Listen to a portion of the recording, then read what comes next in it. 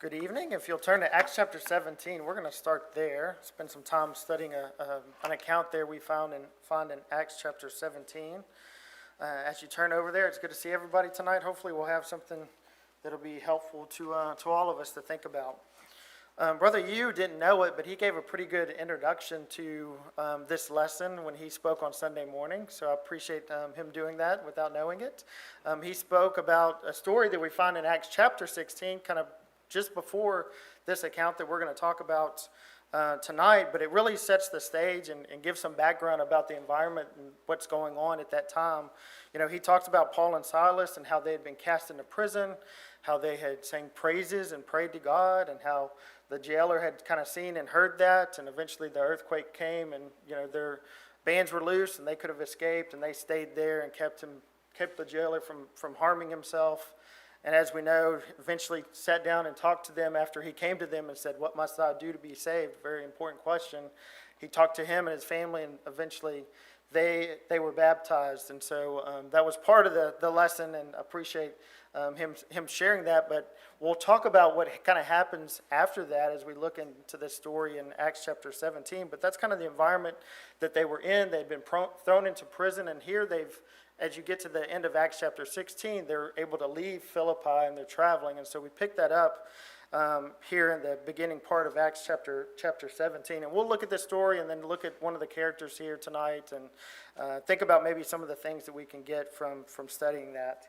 So in Acts chapter 17 and verse 1, we'll start there. And it says, now when they, of course it's talking about Paul and Silas here, it says, "Now when they had passed through Amphipolis and Apollonia, they came to Thessalonica, where was a synagogue of the Jews. And Paul, as his manner was, went in unto them, and 3 Sabbath days reasoned with them out of the Scriptures." And so here they've traveled, they've left Philippi, and now they're at Thessalonica. They've gone to a synagogue, and it says that's kind of typical for what Paul would have done, as it says here, as the manner of his was. So that was something he typically did, and we'll see that again. He was discussing or reasoning from the Scriptures, so they were looking at the Old Testament and talking through that. And you might ask, well, what did they talk about? And you can kind of see that as we continue on in verse 3. It says there in verse 3, it says, "Opening and alleging that Christ must needs have suffered and risen again from the dead, and that this Jesus whom I preach unto you is Christ." And so they were looking at the Scriptures and looking at likely the prophecies that had been told about this coming Messiah and Christ that would come eventually, and he's alleging or making an argument that here he was. He came. Jesus was that Messiah that they were looking for.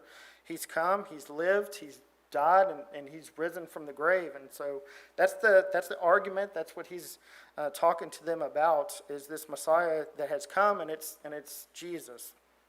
In verse 4 it says, "And some of them believed and consorted with Paul and Silas, and of the devout Greeks a great multitude, and of the chief women not a few." And so we can see that many of them anyway, believed what was being taught and could see the connection, I'm sure, between the prophecies and Jesus Christ. And it says they consorted with Paul and Silas. That word, I was like, what is consorted? What exactly is that? But it's really they sided with Paul and Silas. They were attached to, if you will, to Paul and Silas. So they were siding with what they were preaching and what they were talking to them about.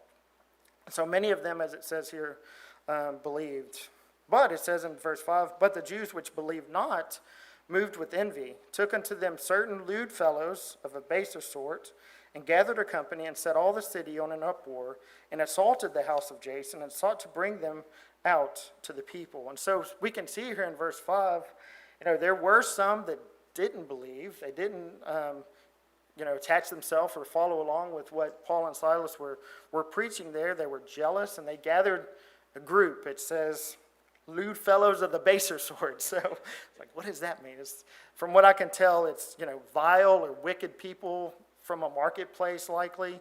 But basically they gathered this crowd. They created this, think of it as a mob, right? He's got this mob, right? And they're going to go attack or go to the assault, if you will, Jason's house. And the idea there was to bring Paul and Silas out of Jason's house and before the people. And so we'll see a little bit of this later, but clearly Paul and Silas are staying with Jason and staying in his house. And so that's why they've gone to his house. And we see in verse 6 that They didn't find Paul and Silas there, but in verse 6 it says, and when they found them not, again, they didn't find Paul and Silas at Jason's house at the time, they drew Jason and certain brethren unto the rulers of the city, crying, these that have turned the world upside down are come hither also.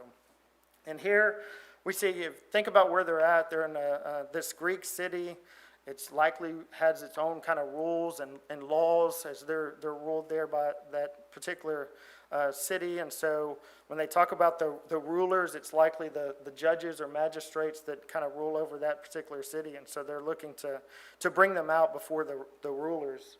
And they talk about this idea of they've turned the world upside down and it's causing chaos basically amongst that area. They're disturbing the peace, if you will. They're teaching things that aren't something that they want necessarily taught there. And so they're as it says here, turning the world upside down and kind of separating and teaching something that's different than what they want to the people to follow. As far as like the Roman law and that sort of thing that's in place. In verse 7 it says, whom Jason hath received. So it's kind of saying Jason had received them, he had received them into his house. And it says, whom Jason hath received, and these all do contrary to the decrees of Caesar, saying that there is another king, one Jesus. So again, he had received them as a guest, and really the insinuation here for Jason is, he's giving a place to stay for these guys that are causing trouble. He's kind of being lumped in with them, if you will.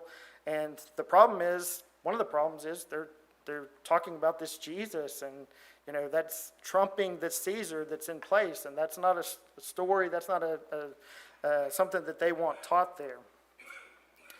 And in verse 8 it says, and they troubled the people and the rulers of the city when they heard these things. When they had taken security of Jason and of the other, they let them go. And so they had brought Jason out of his house and others, as it says here. And so that's who they're referring to here, it seems. And they, as it says here, they had taken security of Jason. I was like, what does that mean exactly? But basically he had paid a bond, if you want to think about it, or a payment to be released. And so that's what that's referring to. And that's what he was required to do to kind of get out of this situation and be released. And then in verse 10 it says, and the brethren immediately sent away Paul and Silas by night unto Berea, who coming thither went into the synagogue of the Jews. And so given the turmoil and the situation, they sent Paul and Silas away. They said, go, and they did it during the night. Obviously, I think they're trying to make sure that they're not noticed as they're leaving, and it says they sent them away to Berea in this case. In verse 11 it says, these, and this is a familiar verse we read a lot, as they've left Thessalonica and gone to Berea, and it says, these were more noble than those in Thessalonica, in that they received the word with all readiness of mind, and searched the scriptures daily whether those things were so. Therefore many of them believed, also of honorable women, which were Greeks, and of men, not a few. And so we can see he's now left and gone to another place and kind of doing the same thing, if you will, as they've got others that are believing. And so if you kind of look at the current situation, the climate of what's going on, it's not surprising in the early days of the church that you've got Paul and Silas, going back to chapter 16, thrown in prison. They've escaped Philippi after that. They've gone to Thessalonica. Here's this riot basically where they're trying to go find them, and they've got a mob of some sort looking for them. They escape out of that situation, and at night they go again to Berea, and they keep preaching again in each place that they're at. And so there's conflict, I guess, if you will, between religiously with the Jews that don't agree. Some of them don't agree with what's been teaching. The government point of view, there's people that don't like what's being taught. If you think about the Roman government and their conflict, as it says here, with Caesar. And so there's a couple of different ways they're being attacked, persecuted, whatever you want to say, from a religious and from a government point of view. And yet you can see every place they went, they kept on going. They kept teaching those that they were coming into contact with. And so that's kind of the story here that we find. And I want to spend the rest of the time talking a little bit about Jason. kind of a minor character, if you will, in this particular story and the whole of the Bible, but maybe some things that we can get from what he did in this particular story for the rest of our time this evening. Like I said, seems like a minor character, but I think plays some important roles as we can look at tonight.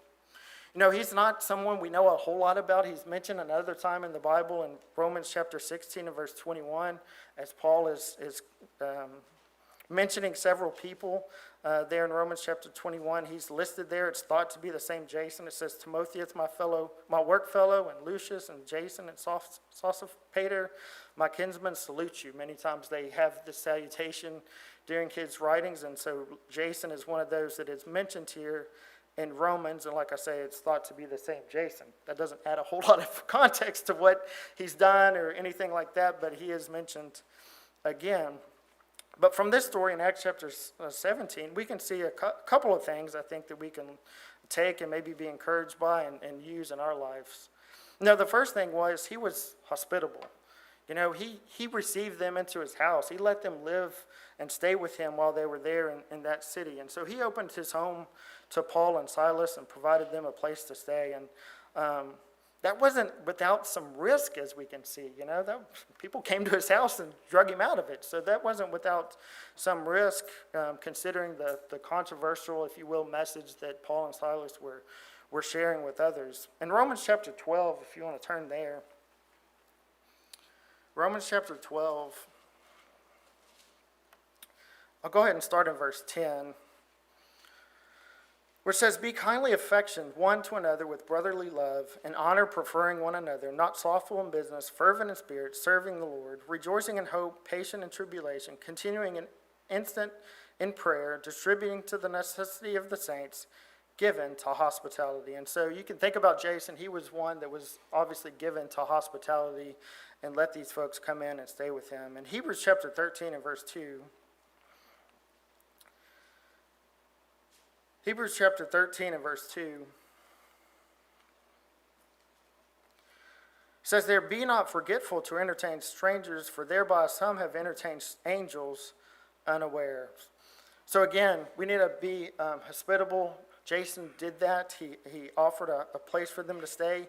He might have thought, no, this is no big deal, but you can see it was an important thing that happened that enabled them to travel from place to place. You know, even in the face of risk, he opened his home to these men. You know, without people like this, you know, it might have made Paul and others travel and going and spreading the gospel a lot more difficult without people that were helping them. And maybe it seems like a small thing. Oh yeah, I'm just letting someone stay at my house for a day or two. But that could be really a big thing if you think about it and you look at this story in particular. And so we need to be willing to sacrifice, be willing to show hospitality towards others.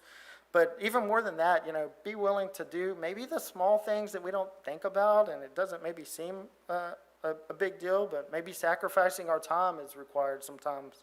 Maybe it's sacrificing or giving in financial support in some way in order to help the gospel be spread. And, you know, Jason wasn't the main character there. We don't always have to be, you know, doing some grand, great, big thing, and he wasn't probably thinking he did some great, grand, big thing either, but he played an important role, and we can all play a role no matter what we think it is. You know, all of us can do something different. All of us have different talents, but we need to play a role, whatever it is, and making sure the gospel gets to those that are around us. And so I think that's one thing that we can be encouraged by and think about that Jason did and we can do in our own lives.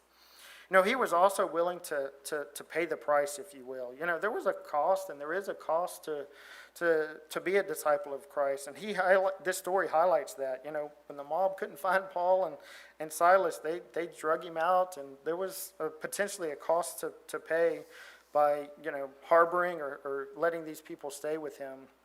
You know, this could have ended much worse, honestly, for Jason, and it ended much worse for many Christians at this time.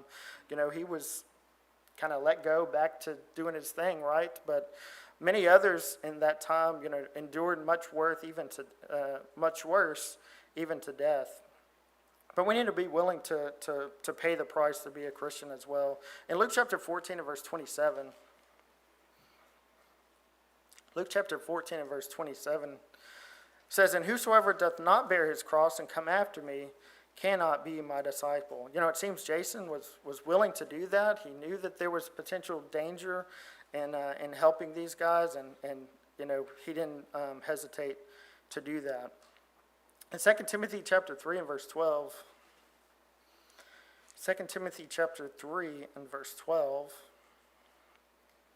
says, "Yea, and all that will live godly in Christ Jesus shall suffer persecution." As we read some of these stories, we can see definitely the persecution that they were dealing with.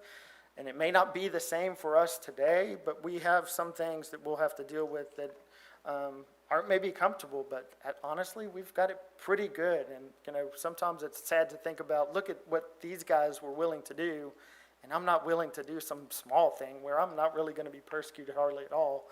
And yet it makes us hesitate even today if somebody's going to make fun of us. I mean, these guys back there that were putting their lives on the line, I'm afraid what they would think of us if, we're afraid to speak up and bring the message of Christ to others.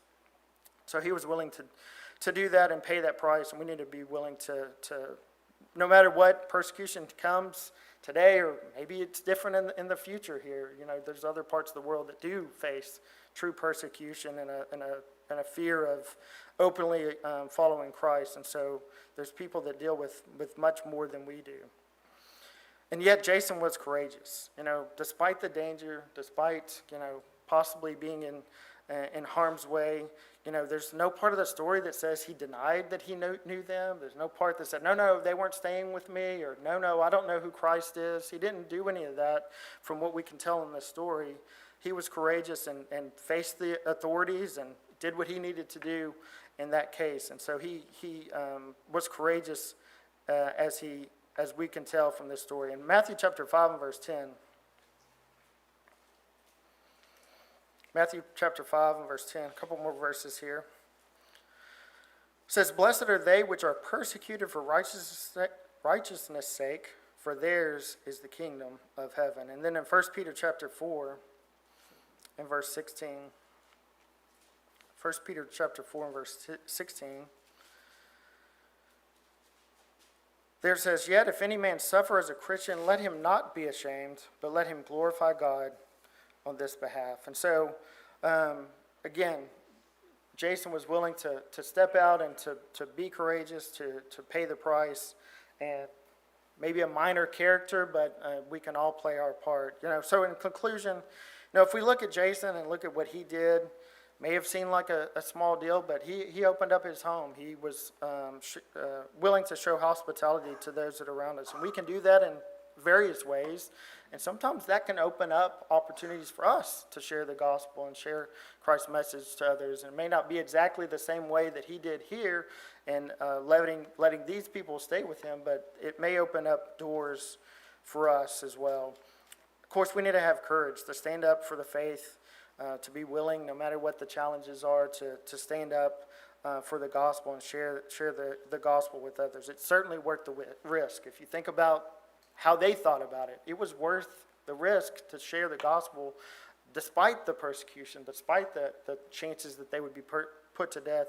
The gospel to them was important, and it was worth putting themselves out there and putting themselves at risk. And so we need to have courage, perhaps more than we do sometimes, to be able to do that. And then he supported the work. He supported the work, did what he could do, right? And in his case, he was willing to have people come and stay with them. Like I say, all of us can support the work in some way, and it doesn't have to look the same way, but let's look for ways that we can help. It may seem small, but as you can see, someone that did this made a huge difference and enabled Paul and Silas to continue to do the important work that they were doing and spread the gospel and help people hear that and turn to Christ and obey it. And so hopefully we're encouraged by the story here. Hopefully some things we can think about and use in our life to have the kind of faith that he had and the commitment to Christ, and help others hear about God's word and what Christ has done for us. So hopefully this is helpful to you. We never know the minds of those that are here. There may be one that would like to obey the gospel and be added to his kingdom. We certainly invite you to do that tonight. Or if there's one that needs the prayers of the church for any reason, we invite you to come and have a seat on the front pew as we stand and sing the song of invitation.